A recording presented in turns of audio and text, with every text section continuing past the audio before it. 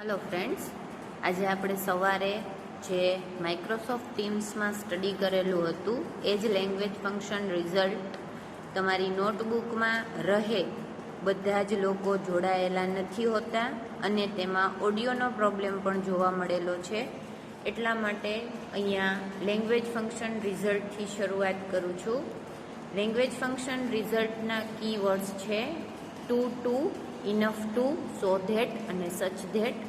તમને ચારે ચારની સેન્ટેન્સ પેટર્ન વાક્ય રચના છે એ લખાવેલી છે, જોઈ શકો છો તમે. હવે ટુ હોય તો એ વસ્તુ યાદ રાખજો મિત્રો કે ટુ છે એનો અર્થ છે એ નકાર થાય છે. કેવી રીતે એ હું તમને હમણાં જ એક્ઝામ્પલ સાથે સમજાવીશ એટલે તમે જોઈ શકશો. હવે એમાં વાક્ય રચના કેવી રીતે હોય છે તો કે તમને મેઇન સેન્ટેન્સ આપેલું હોય છે, અડધું સેન્ટેન્સ જે આપણે કહીએ છીએ, એના પછી તમારે ટુ મૂકવાનું છે. હવે મેઇન સેન્ટેન્સમાં શું હોઈ શકે તમને એ પ્રશ્ન થશે, તો શું હોઈ શકે તો કે કર્તા હોઈ શકે પ્લસ ટુ બીનું રૂપ અથવા તો ક્રિયાપદ હોઈ શકે. એના પછી તમારે મૂકવાનું છે TOO પ્લસ વિશેષણ પ્લસ TO2. ટુ મૂક્યા પછી હંમેશા મૂળ ક્રિયાપદ જ આવે. આ સાવ સામાન્ય નિયમ છે જે વારંવાર જ્યારે પણ તમને સમજાવવાનો આવે છે ત્યારે હું સમજાવું છું કે TO2 પછી હંમેશા મૂળ ક્રિયાપદ આવે છે, એટલે કે એને ટુ બીનું રૂપ કહેવાય છે, એટલે એમાં કોઈ પણ ફેરફાર આવી શકે નહીં, પ્લસ અન્ય શબ્દ. એના પછી જો તમે ઇનફવાળું વાક્ય જોશો તો ઇનફવાળા વાક્યમાં પણ મુખ્ય વાક્ય એ જ રહેશે, મેઇન સેન્ટેન્સ આગળની જેમ જ. અહીંયા ફેરફાર એટલો છે કે તમારે શરૂઆતમાં વિશેષણ છે, વિશેષણ લખ્યા પછી ઇનફ પછી મૂકવાનું છે TO2 પ્લસ મૂળ ક્રિયાપદ પ્લસ અન્ય શબ્દ. હવે ઇનફ છે એનો મોટા ભાગનો અર્થ છે એ હકારમાં જોવા મળે છે મિત્રો.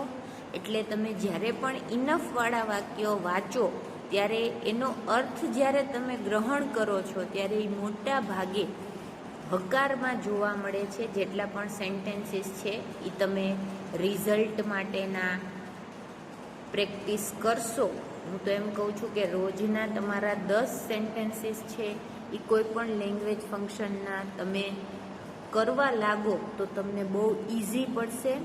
પછી એ અપ્રોપ્રિએટ રિસ્પોન્સ ગોતવાના હોય કે કમ્પ્લીટ ધ સેન્ટેન્સ હોય કે લેંગ્વેજ ફંક્શન ઓળખાવો, કોઈ પણ રીતે હોય, પણ એક ગ્રામર પોઈન્ટ હું કરાવું એટલે એના ઓછામાં ઓછા 10 સેન્ટેન્સ છે એ તમે જો કરી લ્યો તો તમને એ ગ્રામર પોઈન્ટ છે એ ભૂલાય નહીં. આપણે આગળ જોશું કે સો ધેટવાળા વાક્ય છે એ બહુ વધારે પૂછાય છે, તો એમાં પણ મેઇન સેન્ટેન્સ તમને આપી દીધેલું હશે અડધું જ. કેટલું તો કે આપણને ખબર જ છે કે કર્તા હોય પ્લસ ક્રિયાપદ અથવા તો ટુ બીનું રૂપ પ્લસ તમારે મૂકવાનું છે સો મૂક્યા પછી વિશેષણ મૂક્યા પછી ધેટ મૂક્યા પછી સર્વનામ. હવે જો મેઇન સેન્ટેન્સમાં તમને કર્તાનું નામ આપેલું હોય, દાખલા તરીકે મોહિત, તો તમારે એની બદલે એનું સર્વનામ મૂકવું પડે. અને ક્યારેક વાક્યમાં કર્તા આપેલો ન હોય તો તમારે આઈ કર્તા છે એ દાખલ કરવો પડે, જે પણ મેં અત્યારના તમારા એક્ઝામ્પલમાં લખેલું છે એટલે તમે જોઈ શકશો. હવે સો ધેટવાળા વાક્ય છે એમાં ખાસ આગલું વાક્ય છે એનો અર્થ છે એ તમારે મનમાં વિચારી લેવાનો છે. એના આધારે મિત્રો તમારે કેન અથવા તો કુડ કેવી રીતે તો કે મેઇન સેન્ટેન્સમાં કરતા પછી જો સાદા વર્તમાન કાળમાં ક્રિયાપદ અથવા તો ટુ બીનું રૂપ હોય તો કેન, જે કાલે મેં તમને કીધું હતું પર્પઝમાં, અને જો આગલા વાક્યમાં ક્રિયાપદ અથવા તો ટુ બીનું રૂપ ભૂતકાળનું હોય તો કુડ મૂકવું. આ મૂક્યા પછી વાક્યના આધારે મેં કાઉન્સમાં લખ્યું છે કે વાક્યમાં જો નકારની જરૂર દેખાય તો તમારે નોટ મૂકવું પડે. જો જરૂર ન જણાય તો તમારે નોટ મૂકવાનું નથી. આ વાક્ય પણ પ્રેક્ટિસમાં મેં તમને લખાવેલા છે. આ પણ એક્સરસાઇઝ હમણાં હું તમને બતાવું છું કે જેથી તમને ખ્યાલ આવી શકે. કેન અથવા તો કુડ મોડલ ઓક્ઝિલરી છે, એના પછી પણ મૂળ ક્રિયાપદ જ આવે પ્લસ અન્ય શબ્દ. એના પછી છે છેલ્લો વર્ડ રિઝલ્ટ માટેનો, અને એ છે સચ ધેટ. એ વાક્ય છે એમાં પણ મેઇન સેન્ટેન્સ છે. મેઇન સેન્ટેન્સ એટલે કે કર્તા અને ક્રિયાપદ અથવા તો કર્તા અને ટુ બી. એના પછી તમારે મૂકવાનું છે સચ. સચ પછી ફરજિયાત એ અથવા તો એન આર્ટિકલ. એ અથવા તો એન આર્ટિકલ કોને જોઈને પસંદ કરશો? તો કે વિશેષણ જે છે એને આધારે. દાખલા તરીકે એટ્રેક્ટિવ હોય તો એ આવે કે એન, એ તમને ખબર જ છે. તો એટ્રેક્ટિવ વિશેષણ છે તો એન આવશે, પણ જો ત્યાં બિગ વિશેષણ હશે તો એ આવશે. વિશેષણ પછી વિશેષણ જેને લાગ્યું હશે એ નાઉન એટલે કે નામ પણ ત્યાં હશે. દાખલા તરીકે બિગ હાઉસ છે તો હાઉસ છે એ નામ છે. અટ્રેક્ટિવ પોઝિશન છે તો પોઝિશન છે એ નામ છે. તો એવી રીતે તમને નાઉન અથવા તો નામ આપેલું હશે, અથવા તો તમારે લખવું પણ પડશે. જો આટલું વાક્ય આપી દીધેલું હોય તો પણ બની શકે છે, તો તમારે ધેટ કન્જક્શનથી આગલું વાક્ય લખવાનું રહેશે.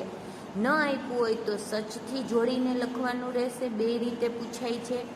સો ધેટમાં પણ એવી જ પૂછાય છે. દાખલા તરીકે પૂછાણું હોય the T is so hot, આટલું પૂછાઈ ગયું હોય તો તમારે ધેટ કન્જક્શનથી જોડવાનું રહે. એવી જ રીતે તમારે પૂછાઈ ગયું હોય હી આસ્ક્ડ મી સચ અ ડિફિકલ્ટ ક્વેશ્ચન, તો ત્યાં સુધી પૂછાઈ ગયું હોય તો તમારે ધેટથી જોડવાનું રહે. એટલે તમને કેટલું વાક્ય પૂછાય છે એના આધારે તમારે આગલું વાક્ય છે એ બનાવવાનું રહેશે. પણ સો ધેટ અને સચ ધેટમાં ધેટ કન્જક્શન છે. ધેટ કન્જક્શન મૂક્યા પછી સચ ધેટ માટે કર્તા પ્લસ ક્રિયાપદ પ્લસ અન્ય શબ્દ.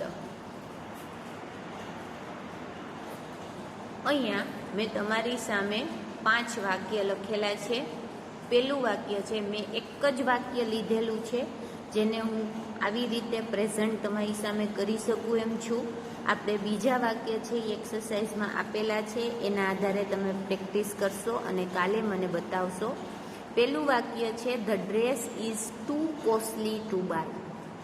હવે તમે જોઈ શકો છો કે અહીંયા ટુ કોસ્ટલી એટલે શું? વાક્યનો અર્થ અહીંયા સુધીનો શું નીકળે છે? તો કે ધ ડ્રેસ ઇઝ એટલે એટલું મેઇન સેન્ટેન્સ થઈ ગયું. એના પછી તમે શું મૂકો છો? તો કે TOO પ્લસ વિશેષણ કોસ્ટલી એટલે મોંઘું. તો હું એવી રીતે બોલી શકું છું કે આ ડ્રેસ એટલો મોંઘો છે. શેના માટે મોંઘો છે? ટુ બાય, ખરીદવા માટે.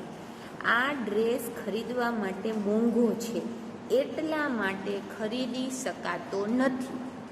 જો અહીંયા રિઝલ્ટ છે એ તમારે વિચારવાનું છે કે અહીંયા ટુવાળા વાક્યમાં કે ઇનફવાળા વાક્યમાં ક્યાંય નોટનો ઉપયોગ થતો નથી મિત્રો, છતાં પણ એનો અર્થ હકાર અને નકાર શું કામ થાય છે એટલા માટે હું બોલું છું કે ડ્રેસ એટલો મોંઘો છે. તો મોંઘો છે તો શું નથી થઈ શકતું? તો કે ખરીદી શકાતો નથી. તો ખરીદવા માટે ડ્રેસ ખૂબ જ મોંઘો છે. આવું વાક્ય મેં બનાવેલું છે. હવે એ જ વાક્યને જો મારે ઇનફથી બનાવવું હશે તો ઇનફનો અર્થ છે એ પોઝિટિવ થાય છે. એટલે મારે ક્યાં ફેરફાર કરવાનો છે મિત્રો? તો કે મેં વિશેષણ જો બદલાવી નાખ્યું છે. એની વાક્ય રચના છે ધ ડ્રેસ, મુખ્ય વાક્ય આપી દીધેલું છે ધ ડ્રેસ ઇઝ એટલું આપી દીધેલું છે. ઇનફવાળી વાક્ય રચના શું છે? તો કે વિશેષણ વત્તા ઇનફ વત્તા ટુ વત્તા buy. The dress is cheap enough to buy. એ ડ્રેસ એટલો સસ્તો છે કે ખરીદી શકાય છે. જો તમે આ બેમાં ફેરફાર જોશો તો તમને ખબર પડશે. Too costly to buy and cheap enough to buy. તો એક છે ઉપલું વાક્ય છે એ નેગેટિવ અર્થવાળું થાય છે, બીજું વાક્ય ઇનફવાળું વાક્ય છે એ પોઝિટિવ અર્થવાળું થાય છે. એના પછી સોધેટવાળું વાક્ય મેં બે રીતે બનાવેલું છે એ જોઈ શકો છો. The dress is so cheap. અહીંયા મેં વાક્ય બનાવેલું છે કારણ કે મેં તમને આગળ કીધું હતું કે ક્યાંક નોટ મૂકવું પડે વાક્યના આધારે, ક્યાંક તમે એમને પણ લખી શકો છો. તો આ વાક્ય છે એ જુઓ, the dress is so cheap. Dress એટલો સસ્તો છે that I can buy it. સમજાય છે? હવે અહીંયા એ પણ જોવો, ધ ડ્રેસ ઇઝ, તો ડ્રેસ છે એ કરતા હોઈ શકે પણ એ પોતાની મેળે ખરીદાઈ ન જાય, એટલે મેં અહીંયા ધેટ પછી સર્વનામ મૂકેલું છે આઈ. હવે દાખલા તરીકે ન્યા શબ્દ હોય મિસ્ટર દવે ઇઝ, જો મેં તમને એક્સરસાઇઝમાં જી વાક્ય આપેલું છે એમાં મેં લખ્યું છે મિસ્ટર દવે ઇઝ, તો એના આધારે તમે ધેટ પછી સર્વનામ શું મૂકશો? તો કે હી. સમજાય છે? પણ ડ્રેસ છે એ પોતાની મેળે ખરીદાતો નથી, એટલે મેં ત્યાં સર્વનામ મૂકેલું છે I. The dress is so cheap that I can buy it. Dress એટલો સસ્તો છે કે હું ખરીદી શકું છું. એ જ વાક્યને મેં નોટવાળા વાક્યમાં પણ ફેરવેલું છે, એ જોઈ લઈએ. The dress is so costly. Dress એટલો બધો મોંઘો છે that I can not buy it. હવે કેન શું કામ આવ્યું તો તમને ખબર પડી જ ગઈ હશે કે આગળ ઇઝ છે, એટલે આગલું વાક્ય વર્તમાનનું હોય તો પાછળ આપણે કેન લખવાનું, આગલું વાક્ય ભૂતકાળનું હોય તો પાછળ આપણે કુડ લખવાનું. પછી સચ ધેટ વાળા વાક્યને જોઈ લઈએ. The teacher gave such an interesting project. The teacher gave, આટલું મુખ્ય વાક્ય આપેલું છે, એના પછી સચ મૂકવાનું છે, એ અથવા તો એન આર્ટિકલ મૂકવાનો છે. એ કોના આધારે મૂકશું? તો કે વિશેષણના આધારે મૂકશું. તો ઇન્ટરેસ્ટિંગ વિશેષણ છે એટલે મેં એન આર્ટિકલ મૂક્યો. વિશેષણ પછી આપેલું હશે નાઉન, નામ, પ્રોજેક્ટ નામ છે, એને ધેટથી જોડવાનું છે.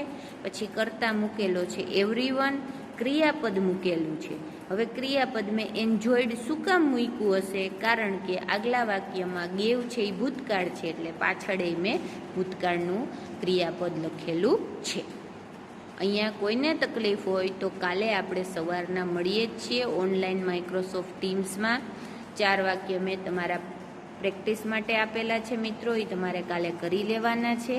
અને એના આધારે ક્યાંય પણ તકલીફ હોય તો શરૂઆતની 5 મિનિટ છે એ આપણે એના માટે ફાળવીશું, અને પછી હું નેક્સ્ટ ટોપિક ચાલુ કરીશ.